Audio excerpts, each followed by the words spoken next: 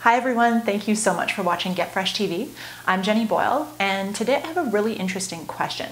So a couple weekends ago, I taught a meditation workshop, which was really awesome. It was really fun. It was on the ocean, and we had a very, I don't want to say fun because we were sitting there meditating a lot, and it was just good. It was positive, it was energetic.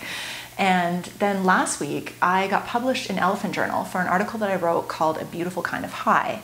And it's basically about being on Instagram and being on social media, and how I find as a meditator who I watch my thoughts on a regular basis. I kind of tune into what's going on inside my head, and I've really noticed that social media has this incredible ability to throw me off and to make me feel like I'm not good enough, or I'm not skinny enough, or like the picture on my website, it's like having this big bubble butt and this big perfect body.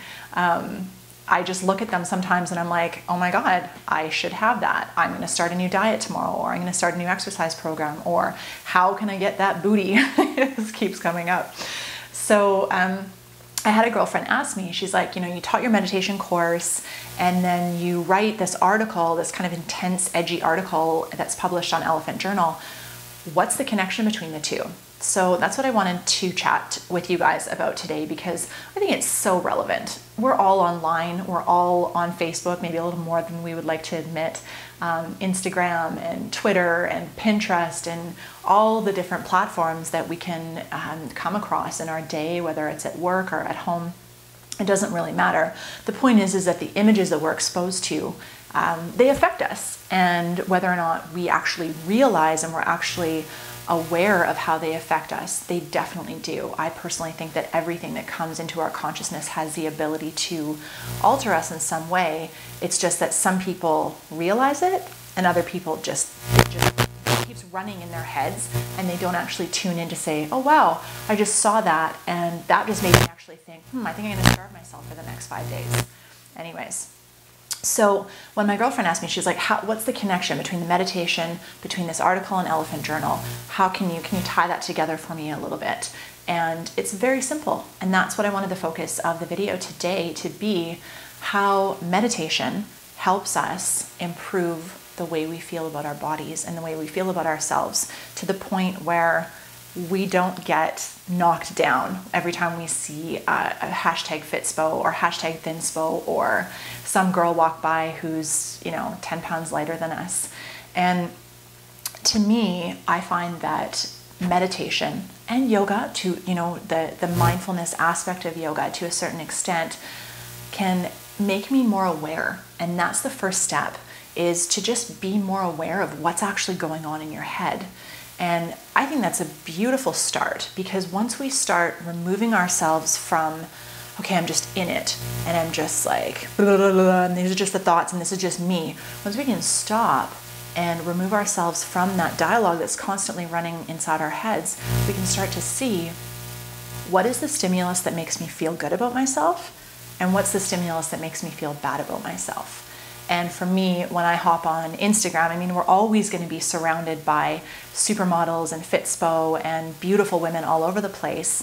It's not going anywhere. In fact, I think, and statistics show that it's actually going to get even worse as these images become more prolific and more marketable, basically. Because let's admit it, sex sells, beauty sells, cellulite-free legs sell products. So they're not going anywhere. And I think it's very important for us to learn how to deal with these things without letting them knock us back.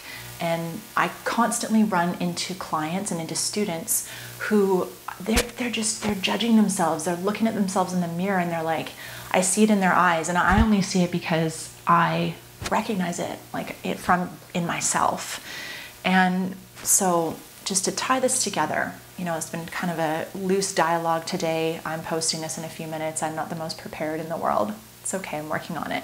But the more you can be aware of your thoughts, which meditation helps you do, the more you can understand what makes you feel good and what makes you feel bad.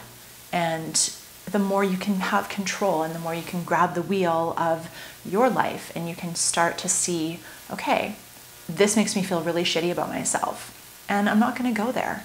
This makes me feel really good about myself, So maybe I'm going to start to bring a little bit more of that into my life, and being able to just sit and be not even at one with yourself or at peace with yourself, but sit and give yourself that credit and that time and that priority to say, I'm just going to sit right now and I'm going to watch the thoughts that are going on inside my head. What that does is creates a pathway. Once that pathway is created, you can start to say, whoa, that guy just said that to me. Why did I automatically think that it meant this? And we can just start to slowly back up and be a little bit more aware of ourselves within situations. And then we can just start to control that a little bit more. If you have a question that I can answer about weight loss, about food, about body, about being cool with food and actually changing the way you eat without getting all weird about it, I would love to answer your question. That's what I'm here for. That's what I want to do.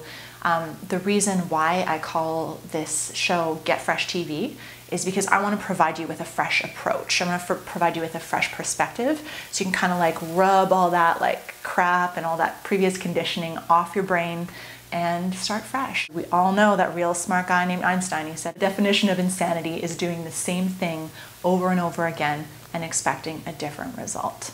Hopefully this video has been helpful for you. If it has, please like it. Feel free to share it with anybody that would benefit from it. It not only benefits me, benefits you, and it benefits your friends too. So thanks so much for tuning in today to Get Fresh TV. I'm Jenny Boyle, and I will see you next week.